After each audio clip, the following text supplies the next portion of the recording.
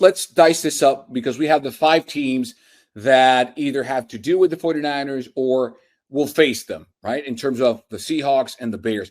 The Rams, the Lions will play their Super Bowl this weekend because if they lose, they're out. I don't see them making it if they do not beat the Rams. I agree. If they beat the Rams, that opens the door for the 49ers to win the NFC West. However, the Seahawks will take the now Daniel Jones-less Colts, who are just spiraling out of control. Then they have Seahawks at Rams.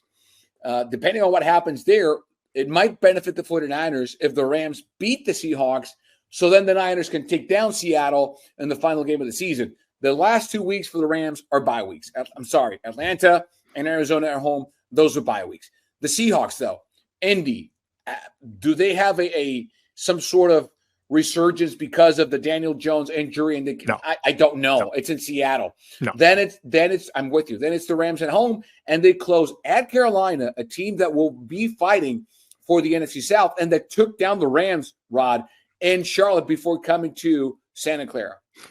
Interesting for Seattle. And then if we're talking much bigger picture, if as a Niner fan you want to get greedy and think about the number 1 seed, can we jump over to the Packers for a second? These next couple of games for the Packers are huge for them, obviously, and for the Niners. If the Packers lose one or both of these games at Denver, really, really, really good defense. Very good defense, and at the Bears, and we all know how that long-standing rivalry gets down. If the Packers stub their toe in one or both of those games, and the other things you mentioned, Carlos, in terms of the Niners in the NFC West, if that breaks the Niners' way, Week 18 could be for not just the NFC West for the Niners, but a chance to get a bye and have the home field advantage literally all throughout the NFL playoffs if you include the Super Bowl. So if you're asking, if you're thinking, well, what happens if the 49ers, the Rams, and the Seahawks have a 3-way tie at the top of the division?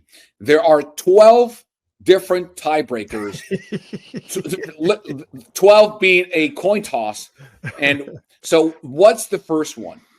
Is games played between the 3 teams involved in the tie. So far, the 49ers are 2-1 because they split the season series with the Rams and beat Seattle. The Rams are also 2-1. They split with San Francisco and they beat Seattle.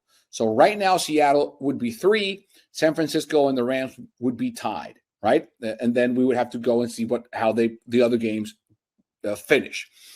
In that scenario, it benefits the 49ers if Seattle takes down the Rams. Yes. So they would be 2-2. And then San Francisco beats Seattle, they would be 3-1 in that mini 3-team tournament that would give them the NFC West if they all finish the season, Rod, with the same exact record.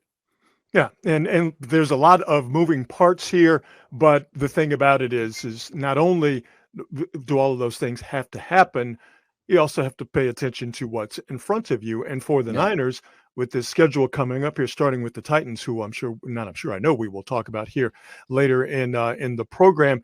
These are 3 games coming up that the Niners will be favored in, and the Niners will be thought of as the superior opponent, with the Bears game maybe being a little bit of the exception. But the way the Niners are playing football right now, clearly these next 3-4 games coming up, if we include Week 18 against Seattle, the Niners are in good standing. And even if all of those things that we've mentioned, where other teams have to win and all of those machinations, even if that doesn't work out for the Niners, I think that we have seen over the course of this season that the Niners have the type of squad to where they can go into any stadium and play any team straight up with a legitimate chance to win.